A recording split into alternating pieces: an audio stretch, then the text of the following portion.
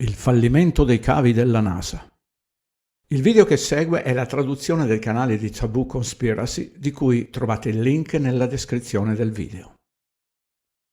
Un saluto a tutti.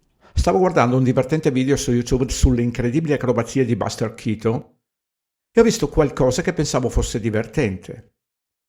La clip che vedete prevede un piccolo segmento dove si discute dell'uso dei cavi da parte di Buster Keaton in una delle sue acrobazie volanti. Guardiamo la clip. Proseguendo per ogni singola immagine, possiamo vedere il cavo che alza il fondo della giacca di Keaton mentre corre e un secondo cavo che gonfia il suo fondoschiena quando vola.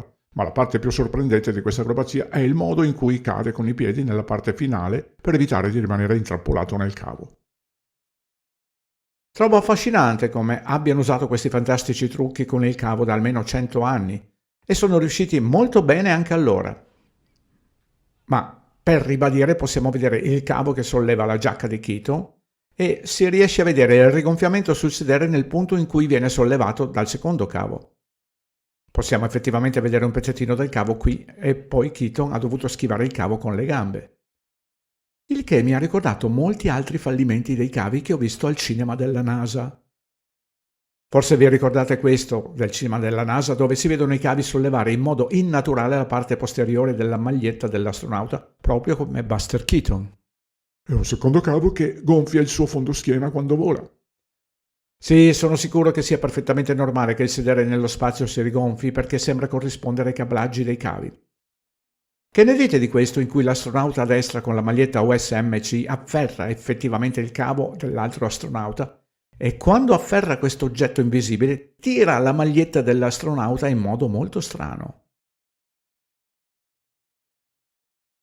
Somiglia veramente a quello di Buster Keaton, o no?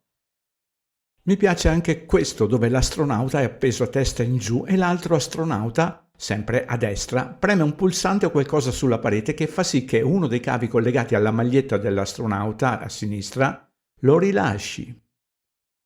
Immagino che si sia riempito di sangue alla testa mentre giocavano a fare gli acrobati. La PBS ha rimosso questa clip dal loro sito web e quindi non ho potuto condividere l'originale dove si può sentire il meccanismo. Ma sono sicuro che è semplicemente una coincidenza. L'astronauta dietro di lui arriva addirittura nello stesso punto per staccare apparentemente la maglietta dal cavo. Ovviamente non potete dimenticare questo dove sembra che l'astronauta che vola in fondo indossi una sorta di imbracatura. Immagino sia solo un'imbracatura da astronauta di tutti i giorni dove si appendono al sedere per qualche ragione scientifica inventata. Questo astronauta sembra attorcigliarsi in modo strano, come se il cavo non funzionasse correttamente, e poi inizia a cadere prima che la NASA tagli il video. Mi viene in mente Buster Keaton quando guardo questa strana torsione. Questo è fantastico dove si riesce a vedere il riflesso del cavo. Il riflesso del cavo combacia perfettamente al movimento dell'astronauta e corrisponde al rigonfiamento sulla sua maglietta. Questo è un classico fallimento di Buster Keaton.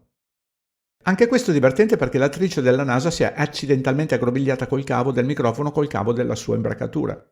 Osservate come il filo del microfono si impiglia in qualcosa di invisibile e poi deve usare l'altro braccio in modo strano per sbrogliare il cavo del microfono dall'oggetto invisibile dietro di lei.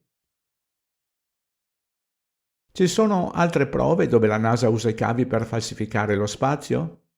Che ne dite di questa clip da un mio vecchio video? Questa azienda si chiama ZFX, è specializzata in palcoscenici con cavi, schermi verdi e performance di volo.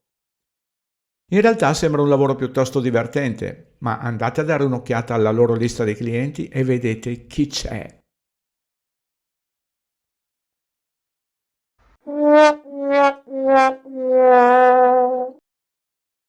Questo video lo trovate anche sulla fornita pagina web Indice Alfabetico sotto la voce NASA, perché avrebbe bisogno di professionisti, ZFX.